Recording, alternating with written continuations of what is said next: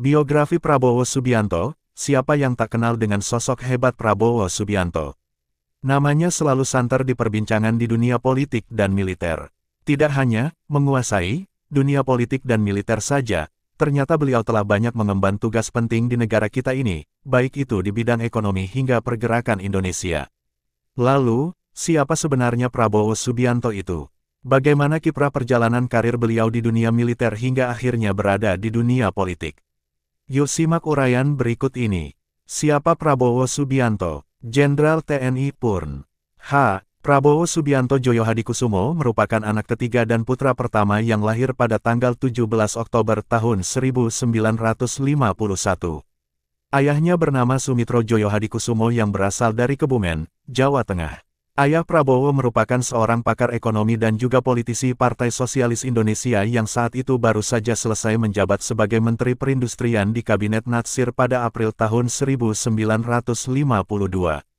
Sedangkan ibunya bernama Dora Mari Sigar atau yang dikenal dengan nama Dora Sumitro. Beliau merupakan seorang wanita Kristen Protestan berdarah Minahasa. Ibunya berasal dari keluarga Maengkom di Langowan, Sulawesi Utara. Setelah kelahiran Prabowo Subianto tak lama kemudian ayahnya, Sumitro diangkat kembali menjadi Menteri Keuangan pada Kabinet Wilopo. Prabowo memiliki dua kakak perempuan, bernama Biantiningsih Midrawati dan Mariani Ekowati.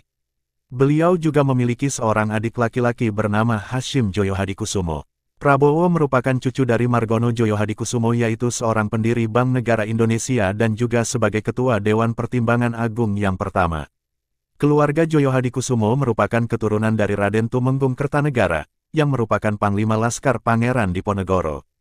Nama Prabowo sendiri merupakan nama yang diambil dari pamannya, Kapten Subianto Djoyohadikusumo, yang merupakan seorang perwira tentara keamanan rakyat yang telah gugur pada pertempuran Lengkong pada Januari tahun 1964 di Tangerang. Masa kecil Prabowo banyak dihabiskan di luar negeri, terutama setelah ayahnya adanya keterlibatan dalam menentang pemerintah Presiden Soekarno di dalam pemerintahan revolusioner Republik Indonesia di Sumatera Barat. Prabowo menyelesaikan studi menengahnya di Victoria Institution di Kuala Lumpur, Malaysia, Zurich International School di Zurich, Swiss, dan The American School di London, Inggris. Setelah kejatuhan Soekarno dan naiknya Soeharto, keluarga Sumitro kembali ke negara Indonesia. Lalu Prabowo masuk ke Akademi Militer di Magelang, Jawa Tengah. Pada bulan Mei tahun 1983, Prabowo mempersunting Siti Hediati Haryadi yang merupakan putri dari Presiden Soeharto dan Tien Soeharto. Prabowo dan Siti Hediati dikaruniai seorang anak laki-laki, yaitu Ragowo Hedi Prasetyo atau Didiet. Akan tetapi pernikahan mereka tidak berjalan sampai tua. Tak lama setelah Orde Baru tumbang, keduanya berpisah pada tahun 1998. Anaknya, Didiet, tumbuh di Boston, Amerika Serikat dan memilih profesi sebagai seorang desainer yang berbasis di Paris, Prancis. Karir militer Prabowo Subianto. Prabowo Subianto merupakan seorang politisi, pengusaha dan perwira tinggi militer Indonesia. Prabowo pendidikan serta berkarir di militer selama 28 tahun. Semua bermula pada tahun 1976, beliau mengawali karir militer di TNI Angkatan Darat sebagai seorang Letnan II setelah lulus dari Akademi Militer di Magelang. Dari tahun 1976 sampai tahun 1985 Prabowo bertugas di Komando Pasukan Sandi Yuda atau Kopasanda yang pada saat itu merupakan pasukan khusus Angkatan Darat. Salah satu tugas pertamanya yaitu sebagai Komandan Peleton pada Grup I, para komando yang menjadi bagian dari pasukan operasi Nanggala di Timur Timur. Saat usianya 26 tahun, Prabowo menjadi salah satu komandan peleton termuda dalam operasi. Beliau memiliki peran yang besar dalam memimpin sebuah misi penangkapan terhadap Nicolau dos Reis Lobato, yang merupakan pemimpin Fretilin yang saat operasi Seroja menjabat sebagai Perdana Menteri. Tahun 1985, Prabowo menjadi Wakil Komandan Batalion Infanteri Lintas Udara 328. Tahun 1991, Prabowo menjabat sebagai Kepala Staf Brigade Infanteri Lintas Udara 17 yang bermarkas di Cijantung. Tahun 1993, Prabowo kembali ke pasukan khusus yang kini diberi nama Komando Pasukan Khusus atau Kopassus. Prabowo diangkat menjadi Komandan Grup 3, Sandi Yuda, yaitu salah satu komando kontra insurgensi Kopassus. Seterusnya Prabowo menjabat sebagai Wakil Komandan Komando di bawah kepemimpinan Brigadir Jenderal Agung Gumelar dan Brigadir Jenderal Subagio Hadi Siswoyo. Desember tahun 1995, Prabowo diangkat sebagai Komandan Jenderal Kopassus dengan pangkat Mayor Jenderal. Salah satu tugas pertamanya adalah operasi pembebasan Sandera Mapenduma. Tanggal 20 Maret tahun 1998, Prabowo diangkat menjadi Panglima Komando Cadangan Strategis Angkatan Darat dengan jabatan yang pernah disandang ayah mertuanya. Prabowo membawahi sekitar 11.000 pasukan cadangan ABRI. Prabowo meminta Panglima Angkatan Bersenjata Jenderal Wiranto agar diizinkan untuk menggerakkan pasukan cadangannya dari luar Jakarta untuk membantu meredam kerusuhan pada Mei tahun 1998. Meskipun pada akhirnya permintaan tersebut ditolak oleh Wiranto, Prabowo diduga menerbangkan ratusan orang yang telah dilatih oleh unit Kopassus di pengawasannya Timor Leste dari Dili menuju Yogyakarta, dan kemudian menuju Jakarta dengan menggunakan kereta api. Pada tanggal 14 Mei Prabowo bertemu dengan beberapa penggerak reformasi seperti Adnan Buyung Nasution dan Bambang Wijoyanto untuk mendiskusikan situasi yang tengah memanas. Pada tanggal 21 Mei tahun 1998, Presiden Soeharto mengumumkan pengunduran dirinya dan digantikan oleh Habibie yang langsung dilantik pada hari yang sama. Siang harinya Prabowo menemui Habibie dan memintanya agar menunjuk Prabowo sebagai Panglima ABRI menggantikan posisi Wiranto. Tetapi Habibie memberhentikan Prabowo dari jabatannya sebagai Panglima Kostrad. Prabowo menemui Soeharto setelah diberhentikan dari jabatannya, akan tetapi ayah mertuanya Prabowo itu tidak mendukungnya. Akhirnya Prabowo mendapatkan penugasan sebagai Komandan Sekolah Staf dan Komando ABRI di Bandung, menggantikan Letnan Jenderal Ari J. Kumaat. Pada tanggal 14 Juli tahun 1998, Panglima ABRI membentuk Dewan Kehormatan Perwira yang diketuai oleh Jenderal Subagio Hadi Siswoyo bersama 6 orang Letnan Jenderal lainnya, yaitu Fahrul Razi, Wakil Ketua, Jamari Caniago, Sekretaris Ari J. Kumaat, Agung Gumelar, Susilo Bambang Yudhoyono, dan Yusuf Kartanegara. Dewan ini memeriksa Prabowo dalam 7 butir tuduhan, salah satunya adalah sengaja melakukan kesalahan dalam analisis tugas, melaksanakan dan mengendalikan operasi dalam rangka stabilitas nasional yang bukan menjadi kewenangannya, tetapi menjadi wewenang Pangap, tidak melibatkan staf organik dalam prosedur staf, pengendalian dan pengawasan, dan sering keluar negeri tanpa izin dari Kasat ataupun Pangap.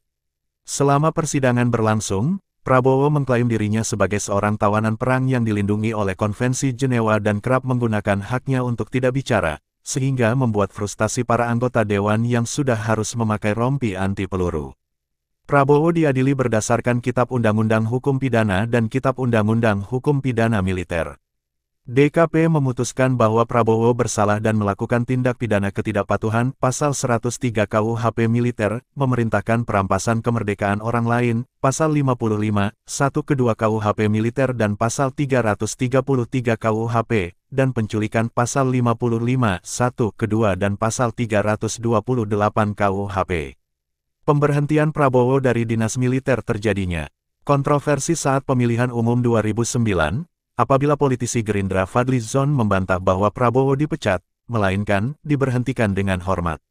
Karir bisnis Prabowo Subianto. Setelah Prabowo meninggalkan karir militer, beliau memilih mengikuti karir adiknya menjadi pengusaha. Dalam dunia bisnis Prabowo memiliki dan memimpin 27 perusahaan di negara Indonesia dan juga di luar negeri. Prabowo menjadi presiden dan CEO PT Tidar Kerinci Agung yang bergerak dalam bidang produksi minyak kelapa sawit, lalu PT Nusantara Energi yang bergerak dalam bidang migas, pertambangan, pertanian, kehutanan dan pool, dan juga PT Jaladri Nusantara yang bergerak di bidang perikanan. Karirnya dimulai dengan membeli Kiani Kertas, perusahaan pengelola pabrik kertas yang berlokasi di Mangkajang, Kalimantan Timur. Sebelumnya Kiani Kertas dimiliki oleh Bob Hasan, pengusaha yang dekat dengan Presiden Soeharto. Prabowo juga membeli Kiani Kertas menggunakan pinjaman senilai Rp1,8 triliun. Nama Kiani Kertas diganti oleh Prabowo menjadi Kertas Nusantara.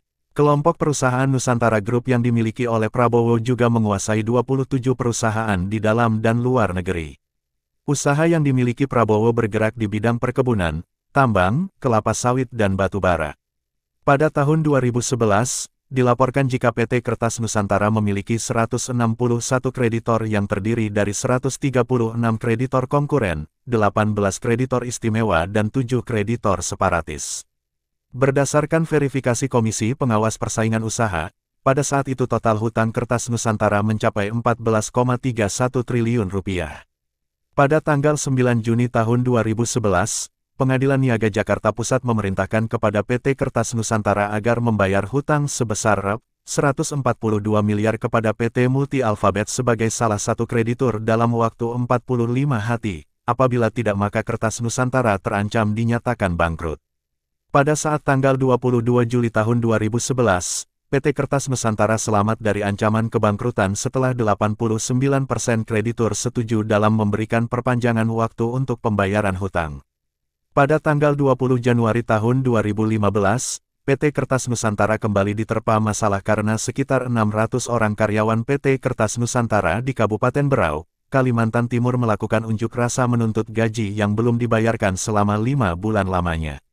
Namun, berita ini dibantah langsung oleh Indra Alam. Ia merasa tidak pernah memberi pernyataan bahwa dirinya mengajak buruh untuk melakukan demonstrasi di Bundaran HI dan memboikot Prabowo dalam pemilu. Pihak manajemen PT Kertas Nusantara juga telah mengkonfirmasi jika masalah hutang gaji telah diselesaikan sejak bulan Maret tahun 2014.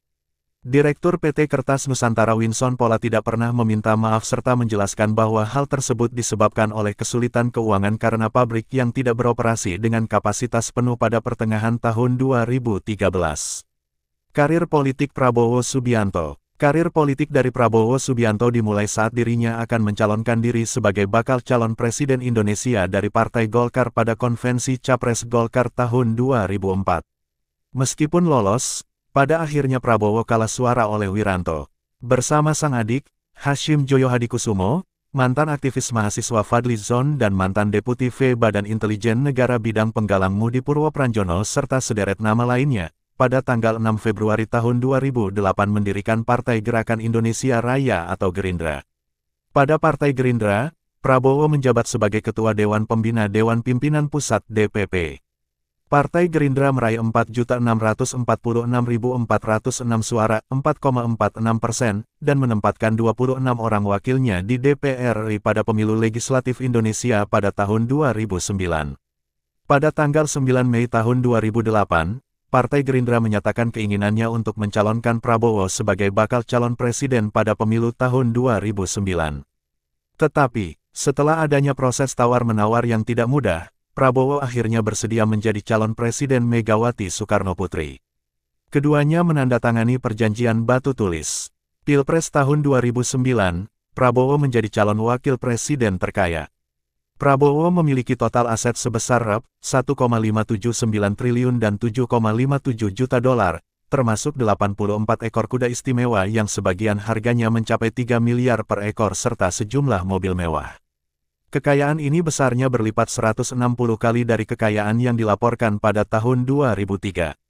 Hasil dari hitung cepat dari Lembaga Survei Indonesia, Lingkaran Survei Indonesia, Lembaga Penelitian, Pendidikan dan Penerangan Ekonomi dan Sosial, Pusat Kajian Kebijakan dan Pembangunan Strategis, CIRUS, Lembaga Riset Informasi, dan Quick Count Metro TV, memprediksi pasangan Megawati Prabowo kalah telak dari pasangan Susilo Bambang Yudhoyono dan Budiono.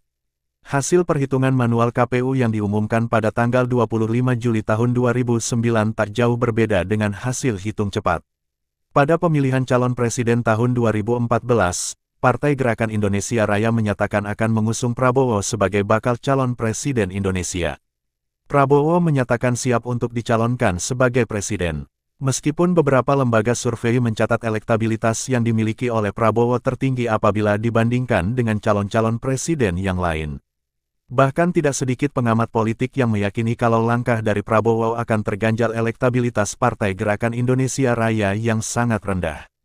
Pada tahun 2014 pemilihan umum legislatif, berdasarkan perhitungan cepat Kompas hingga tanggal 9 April tahun 2014, Gerindra meraih posisi ketiga dengan meraih 11,58%, sementara PDIP meraih 19,52% dan Golkar meraih 15,22%. Prabowo Subianto menghadirkan 6 program aksi transformasi bangsa.